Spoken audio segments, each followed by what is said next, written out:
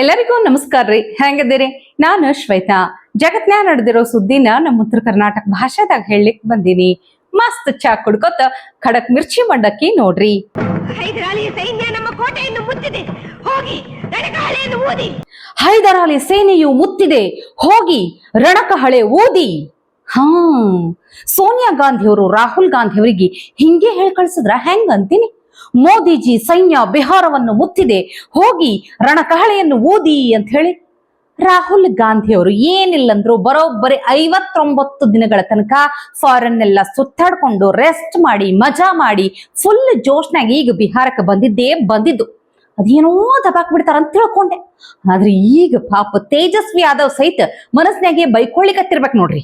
ನಾ ಏನೋ ಹೆಂಗೋ ಮಾಡಿ ಒಂದ್ ಸ್ವಲ್ಪ ಓಟರೆ ತಗೋತಿದ್ನೋ ಏನೋ, ಆದ್ರೆ ಈ ಮನುಷ್ಯ ಬಂದ್ ಅದನ್ನು ಎಲ್ಲ ಹಾಳು ಮಾಡಿಬಿಟ್ನಲ್ಲ ಅಂತ ಬೈಕೋತಿರ್ತಾರ. ಗ್ಯಾರಂಟಿ ಇದು ಬಿಡ್ರಪ್ಪ, ಅದ್ರ ಬಗ್ಗೆ ಮಾತಾಡಿ ಉಪಯೋಗ ಇಲ್ಲ.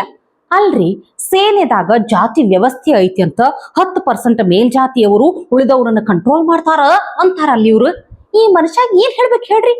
ಇಂಥ ಮಾತು ಕೇಳಿದ್ರ ರಾಹುಲ್ ಗಾಂಧಿ ಬೇರೆ ಯಾವ್ದಾರೇ ದೇಶಕ್ಕೆ ಸ್ಪೈ ಆಗಿ ಬಂದಾರ ಏನು ಅಂತ ಅನ್ಸುದಿಲ್ಲ ಹೇಳ್ರಿ ನೀವು. ಇಂಥವೆಲ್ಲಾ ಮಾತಾಡುದತ್ತ ಮತ್ತ ಮ್ಯಾಲ ಬಂದ್ ಮೋದಿಜಿ ಓಟ್ ಚೋರಿ ಮಾಡಿದ್ರು ಅಂತ ಅನ್ನೋದಂತ.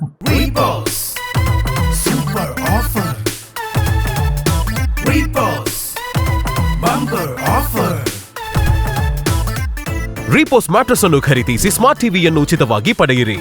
ರೀಪೋಸ್ ಮ್ಯಾಟ್ರೆಸ್. ರಾಹುಲ್ ಗಾಂಧಿ ಅವರೇ, ನಿಮಗಿನ್ನ ಅರ್ಥ ಆಗಕತ್ತಿಲ್ಲ ಮೋದಿಜಿ ಹೆಂಗ್ ಓಟ್ ಚೋರಿ ಮಾಡ್ಲಿಕತ್ತಾರ ಅಂತ ಹೇಳಿ ನೋಡ್ರಿ ಬೇಕಾದ್ರ. इतना बारिश हो रहा है, इतना अरे इतना बारिश में बच्चा को लेके काहे चले आए? कौन से सरकार को देखने जा रहे हैं? नरेंद्र मोदी को। ऐसा क्या है कि इतनी बरसात में भी चले आ रहे हो? तो सब कुछ वही दे रहे हैं। सब वही दे रहे हैं। क्या दिया आपको? जीविका को पैसा दिए 10-10 हजार। हाँ, गैस सिलेंडर दिए। हाँ, जनधन योजना वाला में सबको पैसा लॉकडाउन में भेजे। हाँ, सब कुछ तो सरकारें दे रहे हैं। देखिए ये सामने मोदी की रैली स्थल है। भारी बारिश हो रही है बिहार में अभी, लेकिन फिर भी उनको देखने के लिए महिलाओं का एक हुजूम जो है बिना बरसात की परवाह किए बगैर पहुंच गया है। दीदी बताती हैं, ये हमारी जो दीदी हैं, कि सब कुछ तो मोदी जी ने दिया है, तो उनको देखने के लिए नहीं आएंगे तो किसको देखने के लिए आएंगे? ನೋಡಿದ್ರ ಈ ಹೆಣ್ಮಗಳನ್ನ ರಿಪೋರ್ಟರ್ ಎಲ್ಲಿಗೆ ಓಡ್ಲಿಕತ್ತೀರಿ ಇಂಥ ಪರಿ, ಅದು ಹಿಂಗ ಮಳೆ ಬರ್ಲಿಕತ್ತದ ಅಂತ ಕೇಳಿದ್ರ ಅದಕ್ಕಿ ಹೇಳ್ತಾಳ ಮೋದಿಜಿ ಬರ್ಲಿಕತ್ತಾರ, ಅವ್ರನ್ನ ನೋಡ್ಬೇಕು, ಅವ್ರು ನಮ್ಗೆಲ್ಲಾ ಕೊಟ್ಟಾರ ಅಂತ ಹೇಳ್ತಾಳ. ಏನ್ ಮಾಡ್ಯಾರ, ಏನ್ ಕೊಟ್ಟಾರ ನಿನಗ ಅಂತ ಹೇಳಿ ಪತ್ರಕರ್ತ ಕೇಳ್ತಾರ ನೋಡ್ರಿ. ಅದಕ್ಕಿ ಹೇಳ್ತಾಳ 10,000 ರೂಪಾಯಿ ಕೊಟ್ಟಾರ, ಗ್ಯಾಸ್ ಸಿಲಿಂಡರ್ ಕೊಟ್ಟಾರ, ಕರೆಂಟ್ ಕೊಟ್ಟಾರ, ಎಲ್ಲಾ ಕೊಟ್ಟಾರ ಅಂತ ಹೇಳಿ ಎಷ್ಟು ಪ್ರೀತಿಯಿಂದ ಹೇಳ್ತಾಳ. ಗೊತ್ತಾಯ್ತಿಲ್ಲ ಈಗರೆ? ಮೊದಲ ಮೋದಿಜಿ ಅಂದ್ರ ಯಾಕೆ ಇಷ್ಟ ಅಂತ ಹೇಳಿ ಅರ್ಥ ಮಾಡ್ಕೋರಿ, ಆಮೇಲೆ ನಿಮಗೂ ಗೊತ್ತಾಗ್ತದ ಹೆಂಗ್ ಮಂದಿ ಪ್ರೀತಿ ಗಳಿಸ್ಬೇಕು ಅಂತ ಹೇಳಿ. ಇನ್ನೊಂದ್ ಕಡೆ ಪಾಟ್ನಾದಾಗ ಸರ್ದಾರ್ಜಿ ಏನ್ ಹೇಳ್ತಾರ ಕೇಳ್ರಿ. मोदी जी के पटना साहब गुरुद्वारे जिथे प्रसादी पर्ची कट दी है, उत्थों उन्होंने जाके मैं खुद देखा कि लाइन दे विच खड़े होकर उन्होंने पहले पर्ची कटाई, और भी अगे संगत खड़ी थी, लेकिन उन्होंने पीछे पीछे लग के उन्होंने पर्ची कटाई। फिर उस तो बाद उन्होंने अगे गई जी तो पर्ची दे के प्रसाद मिलता है, फिर उससे लाइन से खड़ा होकर उन्होंने प्रसाद लिया है, प्रसाद लैके फिर अगे बाबा जी से मत्था टेकन गए। मैं सारा बड़ा मजा आया देख के मैंने कि एहो जो होने चाहिए प्रधानमंत्री। अपनी लाइफ भी पहली बार देखे मैं एहो जो बंदे। ಗೊತ್ತಾಯ್ತಲ್ಲ, ಇದು ಮೋದಿಜಿ ಗಳಿಸಿದ್ದು. ಬರೇ ಕುಟುಂಬ ರಾಜಕಾರಣ ಮಾಡ್ಕೊಂಡು ಹಗರಣಗಳನ್ನೇ ಮಾಡ್ಕೊಂತಿದ್ರೆ ಮಂದಿ ನಿಮ್ಗೆ ಹತ್ರನೂ ಸೇರ್ಸೋದಿಲ್ರಪ್ಪ. ಮಂದಿಗೆ ಬೇಕಾಗಿರೋದು ಇಂಥ ನಾಯಕ. ನಮ್ಮಲ್ಲೇ ನೋಡ್ರಿ, ಈಗ ಉತ್ತರ ಕರ್ನಾಟಕದ ರೈತರು ಪಾಪ ಬೀದಿಗಿಳಿದ ಹೋರಾಟ ಮಾಡ್ಲಿಕತ್ತಾರ, ಆದ್ರೂ ಸರ್ಕಾರಕ್ಕೆ ಕರುಣೆನೇ ಇಲ್ಲ.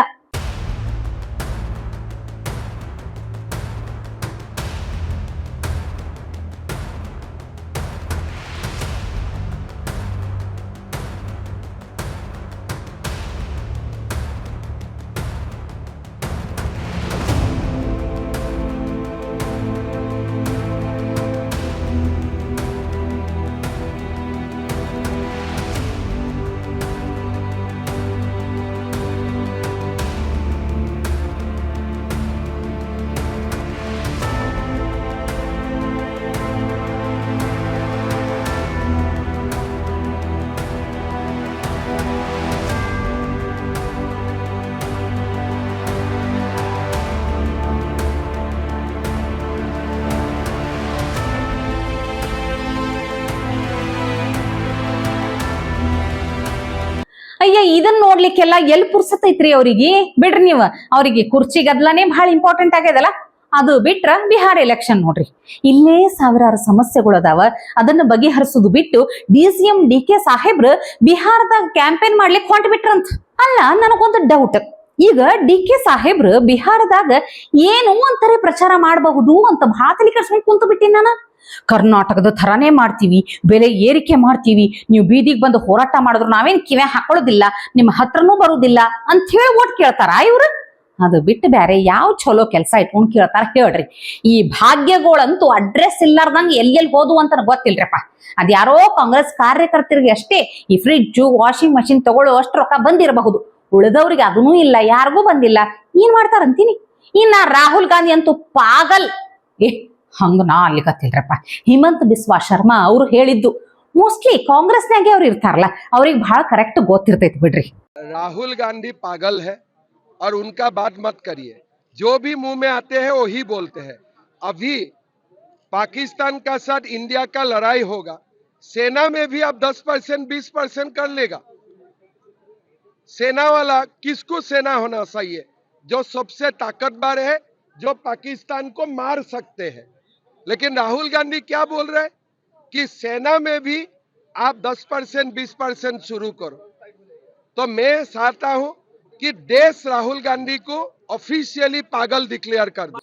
ಆದ್ರೂ ಇವ್ರ ಮಾತಂದ್ರ ಬೆಂಕಿ ಬೆಂಕಿ ಚಂಡ್ ಇದ್ದಂಗ ನೋಡ್ರಿ. ಇಡೀ ದೇಶದಾಗ ಮದರಸಾಗಳೇ ಇರಬಾರ್ದು, ಕ್ಲೋಸ್ ಮಾಡಿಬಿಡ್ಬೇಕು ಅಂತಾರ. बिहार में नहीं, पूरा देश में मदरसा बंद होना चाहिए। हमारा देश को डॉक्टर चाहिए, इंजीनियर चाहिए, साइंटिस्ट चाहिए, आर्मी चाहिए। हमारा देश को मुल्ला का जरूरत नहीं है। हमारा देश को मुसलमान भाई बहनों को डॉक्टर इंजीनियर बनना चाहिए। ಇಂಥದ್ ಮಾತಾಡ್ಲಿಕ್ಕೆ ಗುಂಡಿಗೆ ಬೇಕು ಬಿಡ್ರಪ್ಪ. ಇದೆಲ್ಲದರ ನಡುವ ಪಾಪ ರಾಹುಲ್ ಗಾಂಧಿ ಅಂಡ್ ಗ್ಯಾಂಗಿಗೆ ಮೋದಿಜಿ ಇನ್ನೊಂದಿಷ್ಟು ಹೊಟ್ಟೆ ಉರಿಸಿಬಿಟ್ಟಾರ. ಈ ವರ್ಲ್ಡ್ ಕಪ್ ಗೆದ್ರು ನೋಡ್ರಿ ಭಾರತದ ಮಹಿಳಾ ಆಟಗಾರ್ತಿಯರು, ಅವ್ರ ಜೊತೆಗೆ ಒಂದಿಷ್ಟು ಕಾಲ ಕಳೆದು ಹರಟೆ ಹೊಡೆದ್ರು, ಸೆಲೆಬ್ರೇಟ್ನು ಮಾಡಿದ್ರು.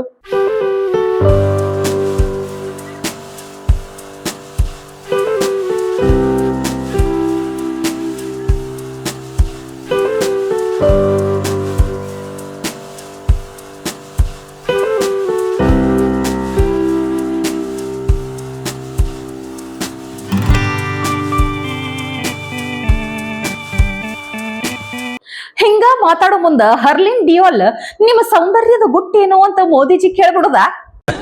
सर मेरे को आपकी स्किन केयर रूटीन पूछना है। आप बहुत ग्लो करते हो सर।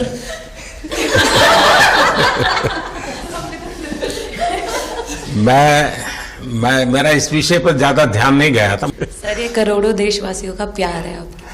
ये तो है ही है जी, ये बहुत बहुत बड़ी ताकत होती है समाज से इतना, क्योंकि अब मेरा सरकार में भी 25 साल हो गए हैं हेड ऑफ द गवर्नमेंट, तो ये लंबा समय होता है। उसके बाद भी इतने जब आशीर्वाद मिलते हैं तो उसका एक तो प्रभाव रहता है। सर आपने देखा सवाल कैसे आते हैं, अलग अलग कैरेक्टर्स हैं।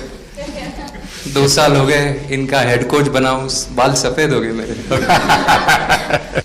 ಅದಕ್ಕೆ ಹೇಳುದು ನೋಡ್ರಪ್ಪ, ಹೆಣ್ಮಕ್ಳೆ ಅಂತ ಹೇಳಿ. ಕ್ರಿಕೆಟ್ ಆಟಗಾರ್ತಿ ಆದ್ರೇನು, CM ಆದ್ರೇನು. ಇನ್ನು ಎಲ್ಲಾರ ಜೊತೆ ಮಾತಾಡಿದಂತ ಮೋದಿಜಿ ದೀಪ್ತಿ ಶರ್ಮಾ ಅವರ ಕೈಯಾಗಿನ ಆಂಜನೇಯನ ಟ್ಯಾಟೂ ಬಗ್ಗೆನೂ ಕೇಳ್ತಾರ. DSP आज आप लोगों ने क्या किया? आपको सबको सूचना देती रही होगी, हाँ? कंट्रोल करती है सबको।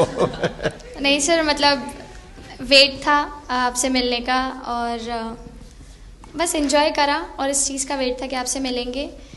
बट मेरे को याद है आपने 2017 में मेरे को बोला था कि वही एक प्लेयर है जो उठ के चलना सीखे, उठ के अपने फेलियर से बाहर निकले, बस लगे रहो, मेहनत करते रहो, मेहनत करना मत छोड़ो। तो आपका वो एक वर्ड मुझे मतलब हमेशा मोटिवेट करता है, और मैं आपकी स्पीच सुनती रहती हूँ। मतलब जब भी ऐसे टाइम मिलता है तो आप बहुत कूल एंड काम रहते हैं अपने उसमें, जो क्योंकि काफ़ी लोग बहुत कुछ बोलते हैं लेकिन उसमें भी आप इतना कामली चीज़ें हैंडल करते हैं, तो वो मुझे पर्सनली अपने गेम में हेल्प करता है।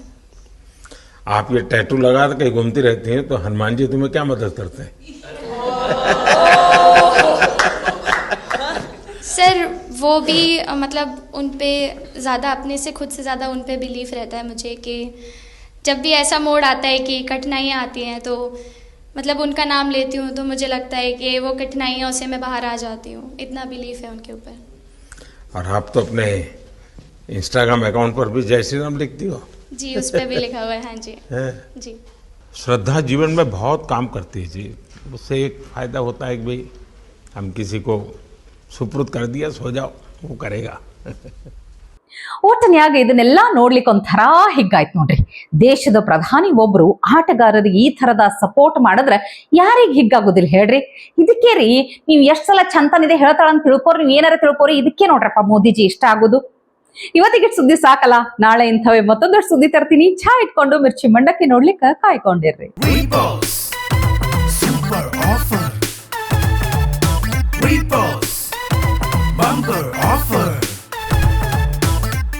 ರೀಪೋಸ್ ಮ್ಯಾಟ್ರೆಸ್ ಅನ್ನು ಖರೀದಿಸಿ ಸ್ಮಾರ್ಟ್ ಟಿವಿಯನ್ನು ಉಚಿತವಾಗಿ ಪಡೆಯಿರಿ. ರೀಪೋಸ್ ಮ್ಯಾಟ್ರೆಸ್. ಟಿವಿ ವಿಕ್ರಮ, ದೇಶ ನಿಮ್ಮ ಕೈಯಲ್ಲಿ. ಈ ಕಾರ್ಯಕ್ರಮ ನಿಮಗೆ ಇಷ್ಟ ಆಗಿದ್ದಲ್ಲಿ ಲೈಕ್, ಶೇರ್ ಹಾಗೂ ಕಮೆಂಟ್ ಮಾಡಿ. ಟಿವಿ ವಿಕ್ರಮದ ಕಾರ್ಯಕ್ರಮಗಳನ್ನು ನಿರಂತರವಾಗಿ ವೀಕ್ಷಿಸಲು ಸಬ್ಸ್ಕ್ರೈಬ್ ಮಾಡಿ, ಬೆಲ್ ಐಕನ್ ಒತ್ತಿ.